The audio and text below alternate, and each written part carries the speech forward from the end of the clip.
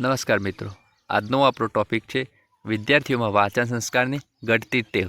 તો શરૂ કરીએ. વિડીયો સારો લાગતો હોય તો લાઈક અને ચેનલને સબસ્ક્રાઈબ કરતા રહેજો, અને જો આ સિરીઝ ગમતી હોય તો તમારા મિત્ર વર્તુળમાં શેર કરજો. ફરીથી એકવાર કહું છું, કન્ટેન્ટ ઉપર ધ્યાન આપજો, ફોર્મેટ ઉપર નહીં. તો ચાલો શરૂ કરીએ. વિદ્યાર્થીઓમાં વાંચન સંસ્કારની ઘટતી ટેવ. પુસ્તકો વિનાનો ઓરડો એ આત્મા વિનાના શરીર સમાન છે. આ વાક્ય કોણે કીધું છે મિત્રો? સિસરો. પ્રસ્તાવના. જ્ઞાન મેળવવાનું અને વ્યક્તિત્વ વિકાસનું સૌથી સશક્ત માધ્યમ વાંચન છે, પરંતુ આજના આધુનિક અને ડિજિટલ યુગમાં વિદ્યાર્થીઓમાં પુસ્તકો વાંચવાની ટેવ ચિંતાજનક રીતે ઘટી રહી છે. આજની પેઢી ટેક્સ્ટબુક સિવાયનું સાહિત્ય વાંચવાથી દૂર થઈ રહી છે, જે સમાજના બૌદ્ધિક વિકાસ માટે એક મોટો પડકાર છે.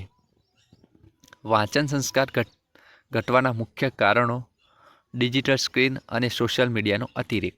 સ્માર્ટફોન, ઇન્સ્ટાગ્રામ, રીલ્સ, યુટ્યુબ અને ઓનલાઈન ગેમ્સના કારણે વિદ્યાર્થીઓ કિંમતી સમય સ્ક્રીન સામે પસાર થાય છે.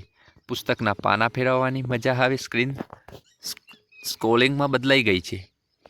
ગોખણપટ્ટી અને માર્ક્સવાદી શિક્ષણ. વર્તમાન શિક્ષણ કેવળ ગુણવત્તા અને પરીક્ષા પાસ કરવા પર કેન્દ્રિત છે. આથી વિદ્યાર્થીઓ માત્ર અભ્યાસક્રમના પુસ્તકો જ વાંચે છે. બહારનું જ્ઞાન આપતા પુસ્તકો માટે તેમની પાસે સમય કે રસ બચતો જ નથી. વાંચન શૂન્ય કૌટુંબિક વાતાવરણ.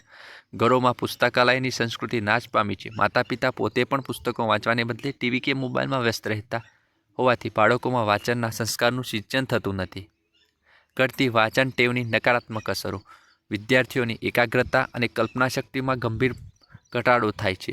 ભાષા પરનું પ્રભુત્વ નબળું પડ્યું છે, જેના કારણે મૌલિક અને લેખિત અભિવ્યક્તિ નબળી બની છે. વૈચારિક પરિપક્વતા અને નૈતિક મૂલ્યોનો હાસ થયો છે. વાંચન સંસ્કાર પુનર્જીવિત કરવા શિક્ષક અને શાળાની ભૂમિકા. નો બેગ ડે અને વાંચન તાસ.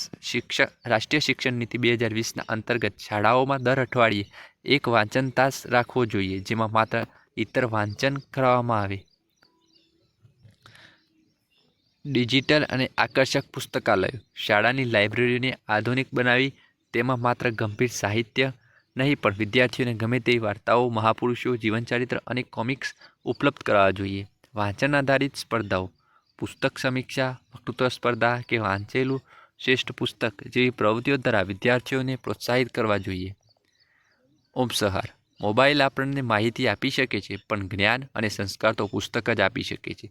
જો આપણે ભવિષ્યની પેઢીને વૈચારિક રીતે સમૃદ્ધ બનાવી હશે, તો તેમના હાથમાંથી થોડા સમય મોબાઈલ છોડાવી પુસ્તક પકડાવવામાં જ પડશે.